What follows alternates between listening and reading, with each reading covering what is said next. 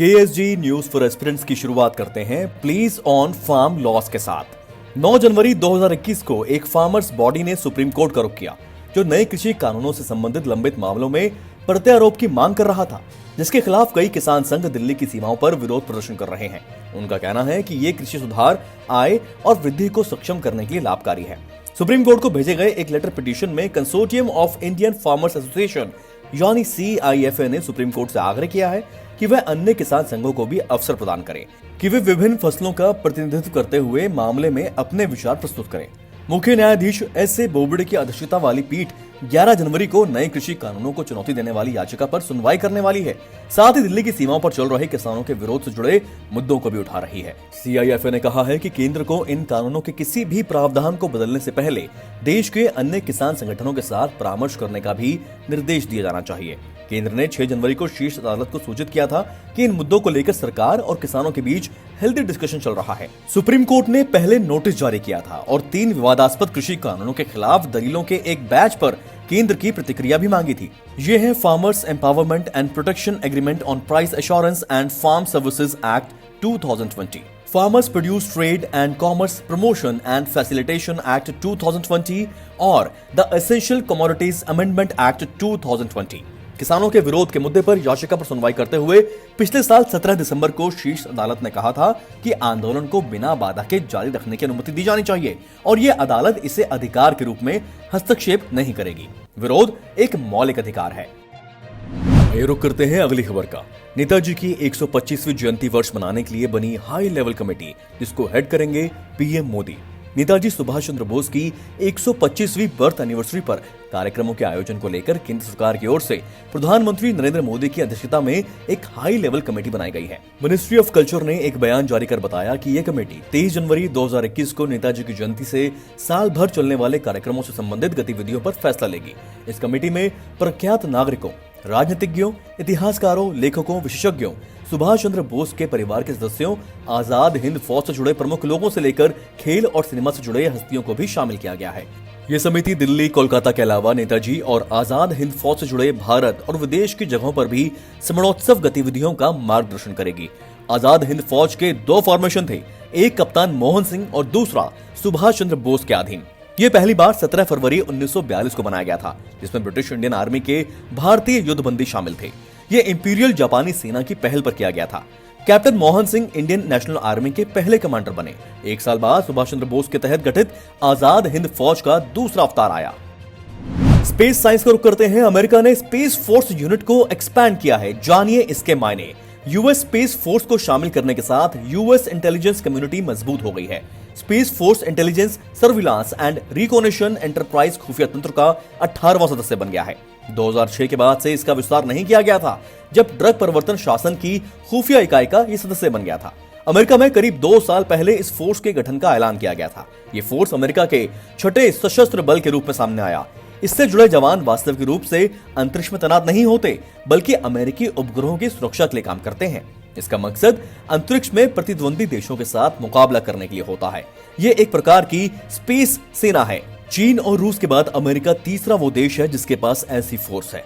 इसके साथ आपको ये बता दें कि अमेरिका के दोनों ही प्रतिद्वंदी रूस और चीन एंटी सैटेलाइट हमलों के लिए तैयारी कर चुके हैं। अमेरिका बहुत हद तक मौसम और इंटेलिजेंस के लिए बेहतर तस्वीरों और GPS सैटेलाइट्स के लिए अंतरिक्ष में स्थित सैटेलाइट्स पर निर्भर करता है। इसके लिए वो अपने सैटेलाइट्स के लिए कोई जोखिम नहीं ले सकता। अमेरिका अंतरिक्ष फोर्स 6ठे सशस्त्र बल के रूप में सामने आई है। Navy, army, marine corps, air force और कोस्ट गार्ड के बाद इस बल का गठन अमेरिका ने इसलिए किया ताकि स्पेस में उसका दबदबा कायम रह सके।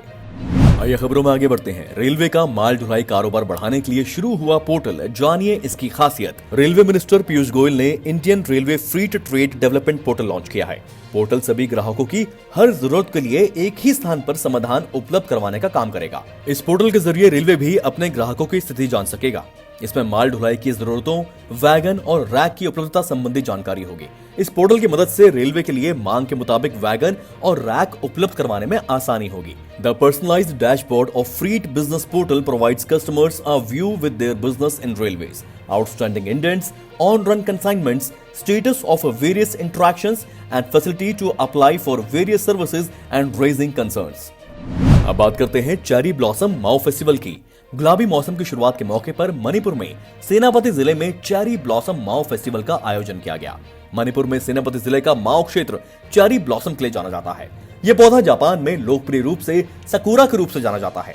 मणिपुर सरकार ने 2017 से हर साल त्योहार का आयोजन शुरू किया। इस फेस्टिवल में माओ शहर खूबसूरत चेरी ब्लॉसम फूलों से सजा हुआ दिख रहा है। चेरी ब्लॉसम जीनस प्रूनस के कई पेड़ों का एक फूल है। प्रूनस सेरासॉइड्स, जिन्हें जंगली हिमालयन चेरी, भारतीय जंगली चेरी और खट्टा चेरी कहा जाता है। इसे हिंदी में पदम, पज्जा या पद्माक्ष के रूप से भी जाना जाता है।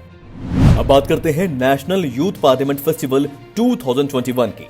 2021 में होने वाले यूथ पार्लियामेंट फेस्टिवल का संबोधन पीएम मोदी 12 जनवरी को करेंगे। इस फेस्टिवल का आयोजन नेशनल यूथ डे के मौके पर 12 जनवरी को किया जाता है, ताकि 18 से 25 साल के यूथ को सार्वजनिक मुद्दों यानी कि पब्लिक इशू से रूबरू करवाया जा सके और आम आदमी की बातों को समझने के लिए एनकरेज किया जा सके। आपको बता दें कि सबसे पहला राष्ट्रीय युवा संसद समारोह जनवरी से फरवरी के बीच 2019 में ऑर्गेनाइज किया गया था। आपको ये भी बता देते हैं कि नेशनल यूथ डे क्यों मनाया जाता है। 12 जनवरी को स्वामी विवेकानंद के जन्मदिन के रूप में राष्ट्रीय युवा दिवस यानी कि नेशनल यूथ डे मनाने की शुरुआत हुई, जिसके बाद 1984 से भारत सरकार ने इस परंपरा को आगे बढ़ाते हुए इस दिन को राष्ट्रीय युवा दिवस के रूप में घोषित कर दिया और 1985 के बाद से यह कार्यक्रम भारत में हर साल मनाया जाता है। अब बात करते हैं एक सुपर मैसिव ब्लैक होल की। एक सुपर मैसिव ब्लैक होल जिसका वजन सूरज के मास से करीब 100 बिलियन गुना तक होने का अनुमान है, वो आश्चर्यजनक रूप से गायब हो गया। वैज्ञानिकों ने नासा के चंद्रमा एक्स-रे ऑब्जर्वेटरी और हबल स्पेस टेलीस्कोप का इस्तेमाल करके ब्लैक होल की तलाश करने की कोशिश की है, लेकिन अब तक इस सुपर मैसिव ब्लैक होल को ढूंढा नहीं जा सका है। इस ब्लैक होल के एबल 2261 नाम की गैलेक्सी में स्थित होने का अनुमान लगाया जा रहा है, जो हमारे प्लैनेट से लगभग 2.7 बिलियन लाइट ईयर्स की दूरी पर है। इस यूनिवर्स में मौजूद हर गैलेक्सी के सेंटर में एक सुपर मैसिव ब्लैक होल होता है, जिसका मास सूर्य से करीब लाखों या अरबों गुना ज्यादा हो सकता है। हमारी गैलेक्सी यानी मिल्की वे के सेंटर में मौजूद ब्लैक होल को सजिटेरियस ए स्टार कहा जाता है। ये ब्लैक होल हमारी पृथ्वी से करीब 26,000 लाइट ईयर्स दूर है। KSG न्यूज फॉर एस्पिरेंट्स में आज के लिए इतना ही।